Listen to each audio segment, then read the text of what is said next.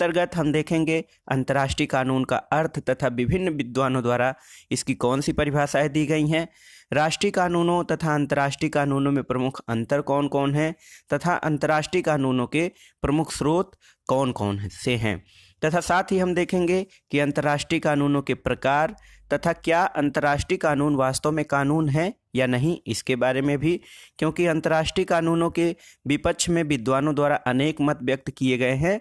और अंत में हम इस बात के बारे में पढ़ेंगे कि अंतर्राष्ट्रीय कानून भी कानून है। दोस्तों, आप इसका PDF भी प्राप्त कर सकते हैं, लिंक मैं डिस्क्रिप्शन बॉक्स में डाल दूंगा। तो आइए शुरू करते हैं आज का ये महत्वपूर्ण वीडियो, अंतर्राष्ट्रीय कानून यानी कि इंटरनेशनल लॉ, अर्थ, परिभाषा, स्रोत व महत्व, और क्या अंतर्राष्ट्रीय कानून भी कानून है। दोस्तों, वर्तमान युग में स्वतंत्र राष्ट्रों के संबंधों में तेजी से वृद्धि हुई है और प्रत्येक स्वतंत्र राज्य दूसरे राज्यों से अपने संबंध बनाने तथा बढ़ाने की चेष्टा करता है। अंतर्राष्ट्रीय कानून विभिन्न राज्यों के पारस्परिक संबंधों और उनके व्यवहारों का नियमन करता है। अंतर्राष्ट्रीय विधि या कानून विभिन्न राष्ट्रों के पारस्परिक संबंधों और उनके व्यवहारों का नियमन करता है। राष्ट्रीय कानूनों के पीछे जहां राज्य के सत्ता का बल होता है, वहीं इसके विपरीत अंतर्राष्ट्रीय कानून स्वतंत्र और सभ्य राज्यों की मान्यता और सद्भावना पर लागू होते हैं। वर्तमान में जो अंतर्राष्ट्रीय कानून है दोस्तों, उसका आधुनिक विचारों तथा फ्रांसीसी क्रांति की देन है। जो अंतर्राष्ट्रीय विधि या कानून है वो आधुनिक विचारों और मुख्य रूप से फ्रांसीसी क्रांति की देन है। और अंतर्राष्ट्रीय विधि या कानून नियमों तथा संधियों का एक सेट है या समुच्चय है जो राष्ट्र राज्यों द्वारा स्वीकार किया गया है। ह्यूगो ग्रोसियस जो हैं, ह्यूगो ग्रोसियस को अंतर्राष्ट्रीय विधि का जन्मदाता माना जाता है। उनकी प्रसिद्ध रचना है on the law of war and peace, जो कि 1625 में प्रकाशित हुई थी। इस कारण से इन्हें अंतर्राष्ट्रीय विधि का जन्मदाता या जनक कहा जाता है। अब आइए देखते हैं दोस्तों, अंतर्राष्ट्रीय विधि या कानून की कुछ विद्वानों द्वारा कुछ परिभाषाएं दी गई हैं, इनके बारे में हम जान लेते हैं। पहली परिभाषा है ओपेनहीम की। तो ओपेनहीम कहते हैं कि अंतर्राष्ट्रीय कानून प्रथाओं तथा परंपराओं का वह समुच्चय है जो सभ्य राष्ट्रों द्वारा अपने आपसी संबंधों में वैधानिक रूप से बाध्य समझा जाता है। यानी कि जो अंतर्राष्ट्रीय कानून है, ये सभ्य राष्ट्रों द्वारा जो इसको मानते हैं या मान्यता देते हैं, उनको उनके ऊपर बाध्य समझा जाता है। हालांकि इसकी बाध्यकारी शक्ति नहीं है अंतर्राष्ट्रीय कानूनों की, लेकिन जो राष्ट्र इनको मानते हैं उनके लिए इस पर इसको बाध्य समझा जाता है। दूसरी महत्वपूर्ण परिभाषा गिलक्राइस्ट की है। गिलक्राइस्ट कहते हैं कि अंतर्राष्ट्रीय कानून ऐसे नियमों का समूह है जो सभ्य राज्यों द्वारा अपने पारस्परिक व्यवहारों के क्रियान्वयन में और पालन करने में लागू होता है। प्रत्येक राज्य अपने नैतिक स्तर तथा सुविधा के अनुसार इन नियमों का पालन करते हैं। एक अन्य महत्वपूर्ण विचारक हैं प्रोफेसर हॉल। प्रोफेसर हॉल के अनुसार अंतर्राष्ट्रीय कानून आचरण के वे नियम हैं जिनमें आधुनिक सभ्य समाज या सभ्य राज्य अपने को बंधा हुआ मानते हैं, और इन नियमों में वही शक्ति होती है जो मनुष्यों के अंतरात्मा में होती है। तो प्रोफेसर हॉल के अनुसार कुल मिलाकर जो अंतर्राष्ट्रीय कानून है वो राज्यों की नैतिकता से आधारित या उनसे संबंधित कर दिए गए हैं। अब आइए देखते हैं दोस्तों, राष्ट्रीय तथा अंतर्राष्ट्रीय कानूनों में अंतर। राष्ट्रीय तथा अंतर्राष्ट्रीय कानूनों में अंतर। तो दोस्तों, राष्ट्रीय कानून राष्ट्र के अंतर्गत नागरिकों के पारस्परिक व्यवहारों को नियमित और नियंत्रित करते हैं, जबकि अंतर्राष्ट्रीय कानून विभिन्न राष्ट्रों के पारस्परिक व्यवहारों का नियमन करते हैं। अतः भावात्मक दृष्टि से दोनों से संबंधों तथा व्यवहारों के नियमन के साधन हैं, लेकिन क्षेत्र और शक्ति के आधार पर दोनों में बहुत अंतर है। तो आइए देख लेते हैं हम इन प्रमुख अंतरों को। पहला अंतर इस बात पर किया जाता है कि राष्ट्रीय कानून राष्ट्र की सीमा तक ही सीमित होते हैं, जबकि अंतर्राष्ट्रीय कानून अत्यंत व्यापक होते हैं, और अंतर्राष्ट्रीय कानून संसार के उस संपूर्ण समाज तक व्यापक हैं जिसमें राज्य एक दूसरे से संबंध रखते हैं। दूसरा अंतर है राष्ट्रीय कानूनों का प्रमुख स्रोत राष्ट्र की व्यवस्थापिका या लेजिस्लेचर होता है और अंतर्राष्ट्रीय कानूनों का मुख्य स्रोत राष्ट्र राज्यों के बीच पारस्परिक समझौते तथा अंतर्राष्ट्रीय संगठन आदि होते हैं। तीसरा अंतर है राष्ट्रीय और अंतर्राष्ट्रीय कानूनों में कि राष्ट्रीय कानून राष्ट्र की प्रभुसत्ता के बल पर जबकि अंतर्राष्ट्रीय कानून राज्यों की अभिमत के ऊपर निर्भर करते हैं। राष्ट्रीय कानूनों पर राष्ट्र का जो प्रभुसत्ता होता है, राज्य का प्रमुख तत्व, वो हावी होता है, जबकि अंतर्राष्ट्रीय कानूनों की अभिमत पर या मान्यता पर जो राज्य हैं उनकी मान्यता या सहमति पर निर्भर करता है। चौथा अंतर है राष्ट्रीय कानूनों के उल्लंघन पर दंड की व्यवस्था है, जबकि अंतर्राष्ट्रीय कानूनों के उल्लंघन पर कोई निर्धारित दंड नहीं दिया जा सकता है।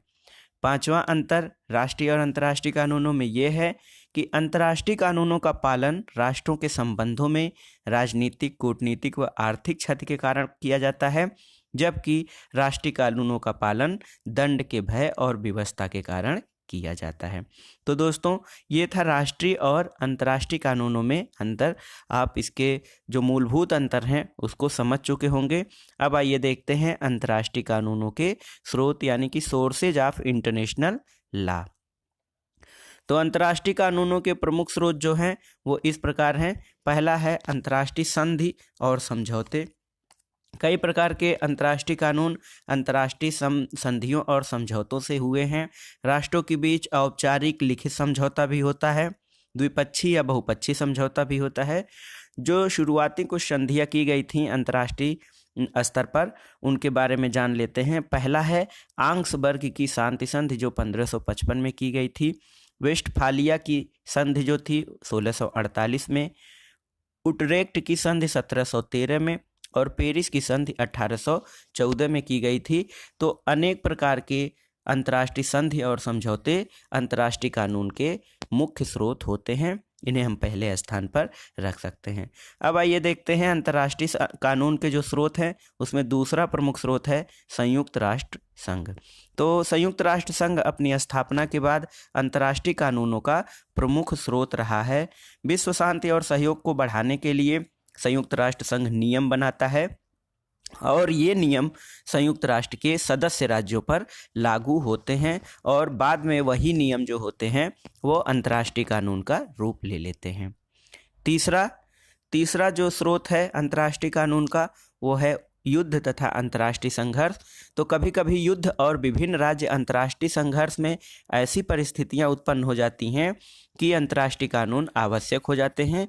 इन्हीं परिस्थितियों को रोकने के लिए और दोबारा उनको न होने देने के लिए ऐसे कानूनों की आवश्यकता होती है कि विश्व शांति की स्थापना में राज्य सहयोग दे सके और विभिन्न राज्यों के बीच सहयोगपूर्ण स्थिति बन सके। चौथा स्रोत है कूटनीतिक संबंध। तो विभिन्न स्वतंत्र राज्यों के पारस्परिक संबंध को बनाए रखने के लिए जोड़ तोड़ और होड़ लगी रहती है। प्रत्येक देश दूसरे देश में अपने राजदूत भी भेजते हैं जो पारस्परिक संबंधों को बनाए रखने की चेष्टा करते हैं और अपने देश के अंतर्राष्ट्रीय नीतियों के आधार पर कार्य करते हैं। और ऐसे संबंध जो होते हैं ये भी अंतर्राष्ट्रीय कानून के प्रमुख स्रोत के रूप में समझे जाते हैं। इसके अलावा रीति रिवाज और परंपराएं अंतर्राष्ट्रीय कानून के प्रमुख स्रोत हैं। कभी कभी प्रचलित रीति रिवाज और परंपराएं अंतर्राष्ट्रीय कानूनों के लिए बहुत ही महत्वपूर्ण होती हैं। उदाहरण के लिए हम देख सकते हैं कि प्राचीन और मध्यकालीन राज्यों में एक राज्य के शासक दूसरे राज्य के शासकों के साथ कैसा व्यवहार करते थे वह प्रथा के रूप में दूसरे राज्यों के द्वारा भी स्वीकार कर लिया जाता था और उसी पे आधारित अंतर्राष्ट्रीय नियम भी बनते थे जो शासकों के पारस्परिक संबंधों और व्यवहारों का नियमन करते हैं। छठा स्रोत है अंतर्राष्ट्रीय कानून का कानूनी विधिवेत्ताओं की पुस्तकें। तो विधि शास्त्र के विशेषज्ञ जो हैं उनकी पुस्तकों को भी अंतर्राष्ट्रीय कानून के स्रोत के रूप में स्वीकार किया गया है। अंतर्राष्ट्रीय ख्यात के कानून विशेषज्ञ अपने पुस्तकों में अपने विचारों को व्यक्त करते हैं और इन पुस्तकों में जो व्यक्त विचार हैं उनको आधार मानकर अंतर्राष्ट्रीय कानूनों का निर्माण किया जा सकता है।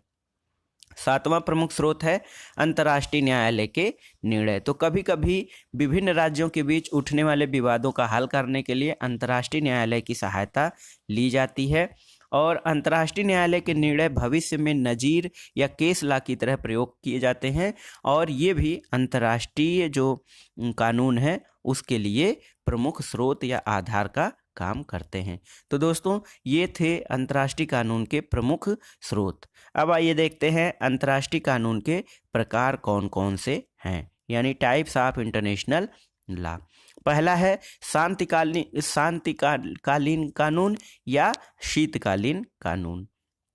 तो अंतर्राष्ट्रीय नियमों की दृष्टि से संसार के जो सभी राष्ट्र हैं और संप्रभुता संपन्न राज्य हैं उनका समान महत्व है। कोई भी राज्य बड़ा हो या छोटा, धनी हो या निर्धन, विकसित हो या अविकसित, अंतर्राष्ट्रीय नियम के अनुसार सभी बराबर हैं और इनके नियमन के लिए जो कानून बनते हैं उन्हें अंतर्राष्ट्रीय कानून कहते हैं। तो जो शीतकालीन कानून है दोस्तों या शांतिकालीन कानून, ये शीतकालीन स्थिति में या एक राज्य का दूसरे राज्यों से संबंध स्थापित करने के लिए कुछ नियम होते हैं। शीतकालीन या शांतिकालीन नियम वे हैं जब राज्य आपसी संबंधों को बढ़ाने के लिए प्रयासरत रहते हैं। ऐसे में राजदूत होते हैं और विदेशी नागरिकों के साथ कैसा व्यवहार किया जाता है, उनकी सुरक्षा के लिए क्या प्रबंध किया गया है, ये सारी चीज़ें शांतिकालीन कानून या शीतकालीन कानून के अंतर्गत आती हैं। दूसरा है युद्धकालीन कानून। तो युद्ध के समय जो नियम लागू किए जाते हैं वो शांतिकालीन परिस्थितियों से वो स्थितियां भिन्न होती हैं।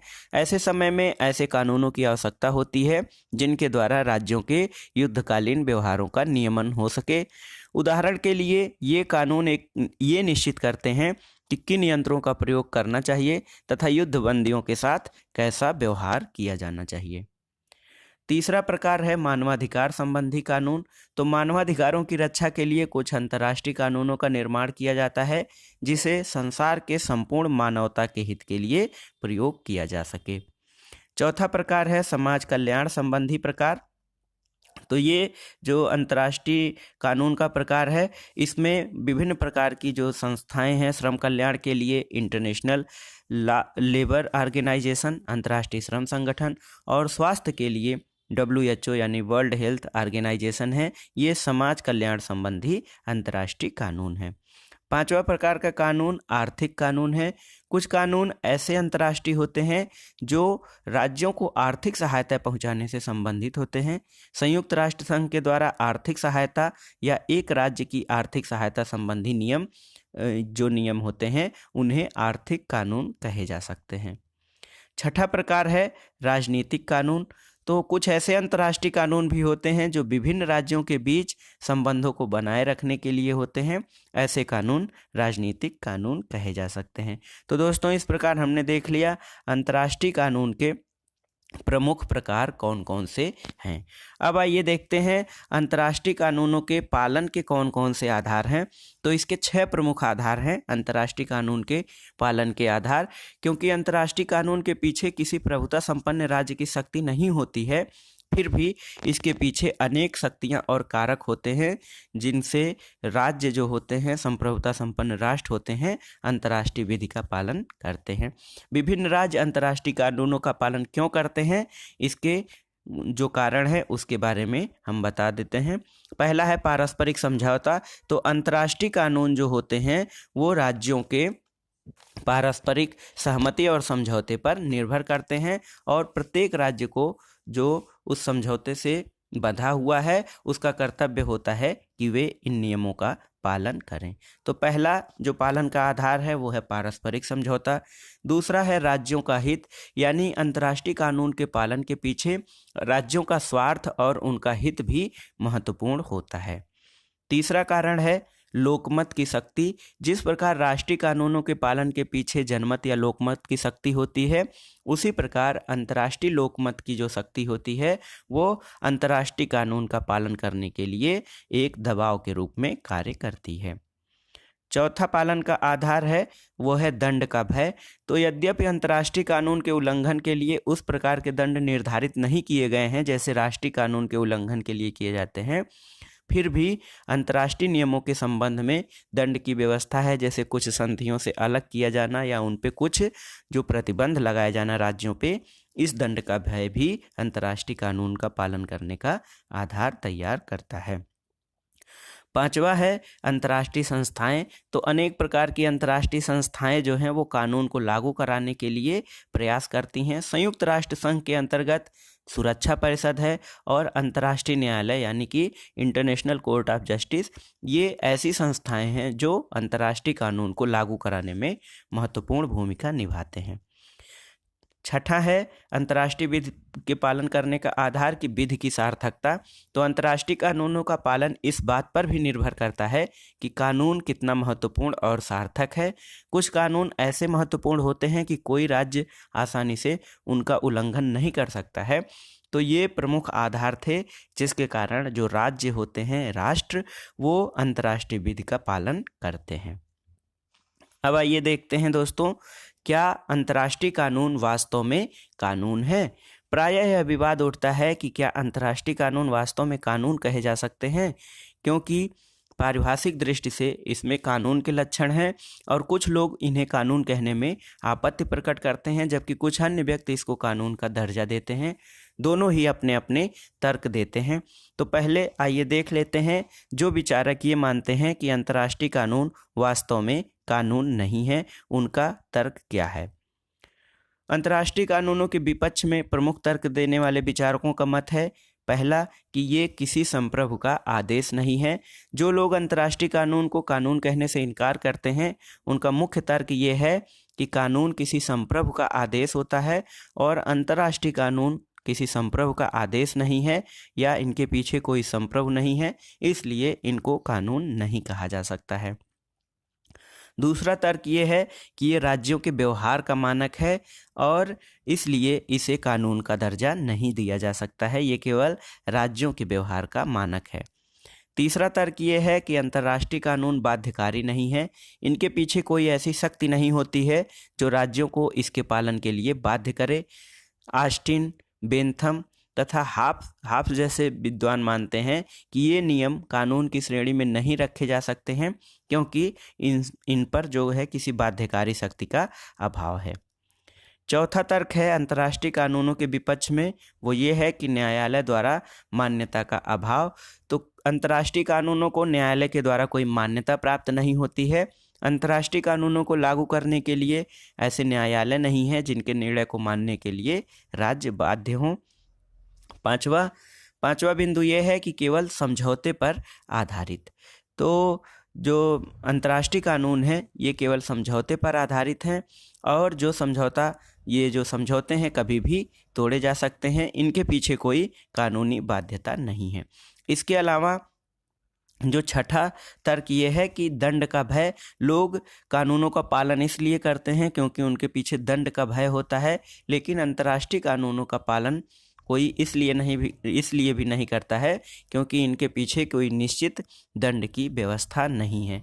तो इस प्रकार अंतर्राष्ट्रीय कानूनों के विपक्ष में जो तर्क देने वाले विचारक हैं वो अंतर्राष्ट्रीय कानूनों को केवल अंतर्राष्ट्रीय नैतिकता के नियम मानकर चलते हैं, क्योंकि ये बाध्यकारी नहीं है और इनके पीछे कोई दंड का भय नहीं है। राष्ट्र के ऊपर निर्भर करता है कि वो इन कानूनों का पालन करे अथवा नहीं।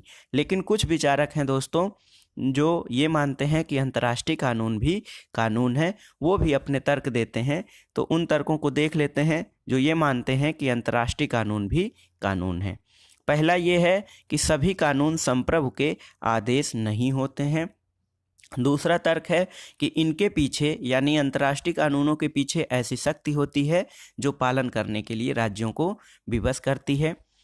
तीसरा जो इनके पक्ष में तर्क दिया जाता है कि अंतर्राष्ट्रीय कानूनों का उल्लंघन करने वालों को भी दंड दिया जाता है, जैसे कुछ प्रकार के प्रतिबंध लगाए जाते हैं। और चौथा तर्क है कि अंतर्राष्ट्रीय कानून के लिए अंतर्राष्ट्रीय न्यायालय है, यहाँ भी न्यायालय की व्यवस्था है। केवल राष्ट्रीय कानूनों का पालन करने वाली संस्था नहीं है, लेकिन अंतर्राष्ट्रीय कानून के लिए भी अंतर्राष्ट्रीय न्यायालय की व्यवस्था की गई है। इसके अलावा संयुक्त राष्ट्र संघ का जो सुरक्षा परिषद है वो भी अंतर्राष्ट्रीय कानूनों का पालन करवाने के लिए राज्यों पे दबाव बनाता है। पांचवा जो तर्क दिया जाता है कि अनेक कानून या अनेक राष्ट्रीय कानून भी समझौते पे आधारित होते हैं, क्योंकि केवल जैसा तर्क दिया जाता है अंतर्राष्ट्रीय कानूनों के विपक्ष में कि ये केवल समझौते पर आधारित होते हैं, तो अनेक राष्ट्रीय कानून भी समझौते पर आधारित होते हैं। और छठा तर्क ये है कि कानूनों के उल्लंघन से कानून समाप्त नहीं होते हैं, क्योंकि अनेक राष्ट्रीय कानूनों का भी उल्लंघन होता है और इस प्रकार ऐसा नहीं है कि उनको समाप्त कर दिया जाता है। और सबसे जो अंतिम तर्क है अंतर्राष्ट्रीय कानून के कानून होने के पक्ष में, वो ये है कि अनेक राष्ट्रीय कानून भी अलिखित होते हैं और केवल जनमत पर निर्भर करते हैं। तो दोस्तों, कुल मिलाकर हम कह सकते हैं कि अंतर्राष्ट्रीय कानून के नियमों को विकसित करके तथा इसका संहिताकरण करके अंतर्राष्ट्रीय संबंधों और विश्व के राष्ट्रों के बीच संबंधों के आधार के रूप में इसकी भूमिका को और भी प्रभावशाली बनाया जा सकता है। तो दोस्तों, ये था आज का वीडियो। अंतर्राष्ट्रीय कानून क्या है उसका अर्थ हमने देखा, परिभाषाएं देखी, अंतर्राष्ट्रीय कानूनों के प्रमुख स्रोत, और अंत में हमने देखा कि क्या अंतर्राष्ट्रीय कानून वास्तव में कानून है या नहीं। तो ये था आज का वीडियो दोस्तों। आप इसका PDF भी डाउनलोड कर सकते हैं, लिंक मैं डिस्क्रिप्शन बॉक्स में डाल दूंगा। वीडियो को लाइक करें, शेयर करें और इस चैनल मार्गदर्शन फॉर सिविल सर्विसेज को सब्सक्राइब अवश्य करें।